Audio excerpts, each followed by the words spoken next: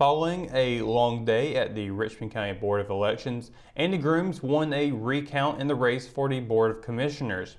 Nearly 20 election workers spent the day Monday refeeding ballots for a recount requested last week by Michael Legrand, who was behind Grooms by 84 votes.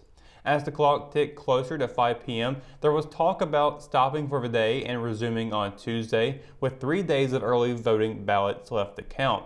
However, elections officials decided to push through. The counting finished around 5:30 p.m. with Elections Director Connie Kelling announcing there was no change in the number of votes for Grooms and Legrand picked up one additional vote, with a final tally of 7,995 to 7,912. Votes were also counted in the race for North Carolina Supreme Court Justice between incumbent Sherry Beasley and Republican Paul Newby. There was no change in the number of votes for either. According to the North Carolina State Board of Elections, Newby leads Beasley by 409 votes after all counties certified their results. The SBE said it would take several days before the statewide recount is complete. The votes are still unofficial, and the board will meet again at 11 a.m. today to certify the abstract. Local Republicans have picked their choice to fill the seat on the Richmond County Board of Commissioners recently vacated by Ben Moss. The Richmond County Republican Party Executive Committee announced in a press release Tuesday morning that it has selected Justin Dawkins for the spot. Dawkins works as Director for Operations for the Von Drell Corporation's Cordova plant. Over the past 15 years, he has worked for several industries in capacities ranging from engineer to leadership, according to a press release. Dawkins said he was excited and humbled for the opportunity, as Dawkins also gained Moss's stamp of approval. Moss announced his resignation Monday as he was recently elected to the North Carolina House of Representatives District 66 seat after defeating Scott Brewer, who was appointed to the seat in mid-2019. The decision of Moss's replacement is up to the current board according to statute. Some counties allow the party to pick the replacement. A couple more big hits could have shifted the outcome of Monday's Sand Hills Athletic Conference volleyball match between Richmond Senior and Jack Britt High Schools. The Lady Raiders made their home debut against the Lady Buccaneers, and although the match was tightly contested, Richmond dropped its second straight match.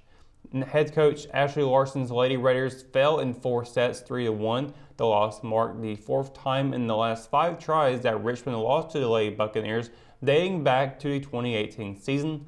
Larson said the match could have resulted in a Richmond win had her team found its groove more consistently. Larson added that she hopes to see the team clean up a couple of things and said she plans to watch film to fill the voids in the lineup. Richmond will have a short break before hosting another conference opponent tonight. The Lady Raiders will look to return to the win column when they welcome in Hope County, the team's last match before going on a week-long break for Thanksgiving.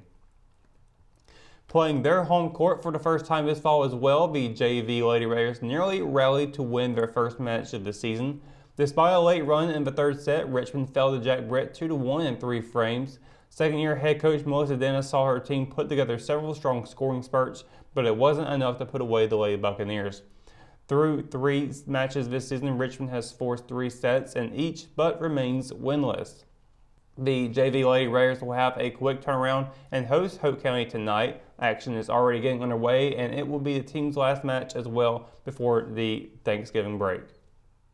When we return, we've got your Live at 5 weather report. It's coming up after the break, so stay tuned.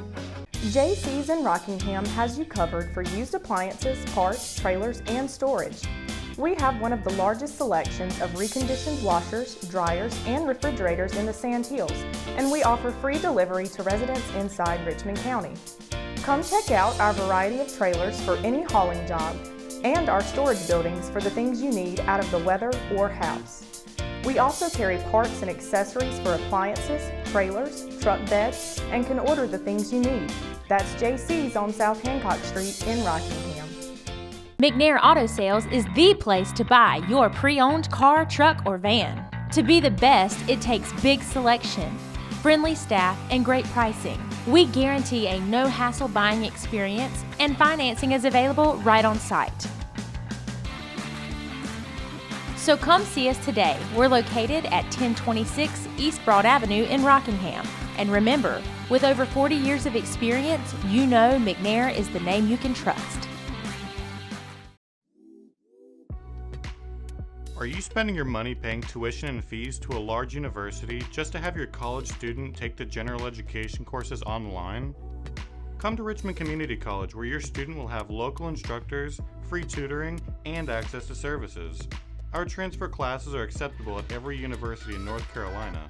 We offer a clean, safe atmosphere specializing in individual student attention and small classes at a fraction of the cost.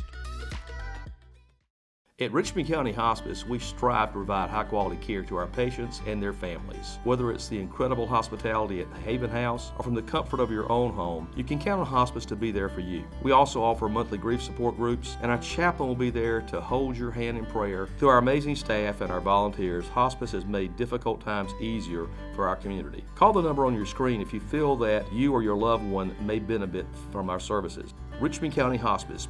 Peace, comfort, dignity. Your Live at 5 weather report is brought to you by Sunset Slush, classic Italian ice located here in downtown Rockingham. Happy Tuesday, everybody. Hope you're having a wonderful day so far. Hasn't been too bad for you out there, weather-wise at least. It has been pretty nice outside. I can't really complain about it too much, even with my tendencies to like warmer weather. These 50s and 60s hasn't been too bad today, even for me. Looking very nice, but it has been pretty cold, and still looking to see some cooler temperatures tonight as well as we get into the late evening. 7 o'clock, 44 degrees, 9 o'clock, 41. Sunset will be at 5:09 p.m. Actually, already has been at 5:09 p.m.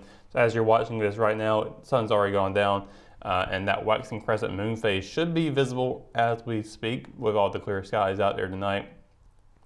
Now looking at the forecast for tomorrow, we are expecting temperatures to be a little bit cooler than what we saw yesterday, about the 60s, mid-60s for the high, and then the mid to high 50s will be for the low. Starting in Fayetteville will be a high of 65 and a low of 60, with Rayford seeing a high of 66 and a low of 58. Lumberton will be expecting to be seeing a high of 67 and a low of 61, with Bentonville seeing a high of 67 and a low of 59.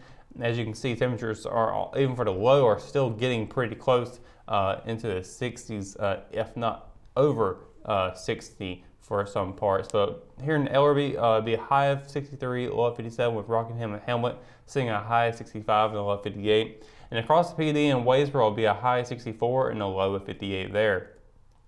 Now, this will be the last day with clouds in the sky that has no rain in them, as Thursday we'll be expecting to see temperatures, while high, rain is going to be coming in as well. However, it's only a 50% chance of showers on Thursday with a high of 72 and a low of 52. And then on Friday, we do get a short break from the rain with a high of 69 and a low of 48. And then from Saturday and onward, looking to be a little bit wet over the weekend, high of 66, low of 41. And then on Sunday, it'll be a high of 61, a low of 45.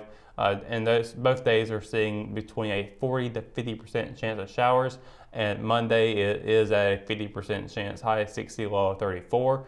On Tuesday, temperatures are going to dip very quickly for the low. We're talking about very far below freezing temperatures, getting into the 20s for the low, high of 47, low of 27. Going to be very, very chilly that night. Definitely break out your heaters and your jackets, so whatever you need if you're going to be outside.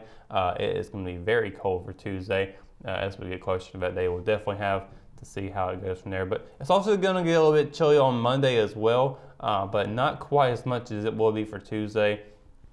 So right now we're looking at a bit of a wet Thanksgiving on Thursday, so we'll be seeing how that turns out. Although by evening it should be all right, and Friday's looking pretty good too, but the weekend again is still looking pretty wet. So that is going to do it for your Live at 5 weather report and for tonight's edition of Live at 5. Of course, for the latest news, sports, and events happening in Richmond County, you can always visit richmondobserver.com, or you can download the free RO app for your mobile devices.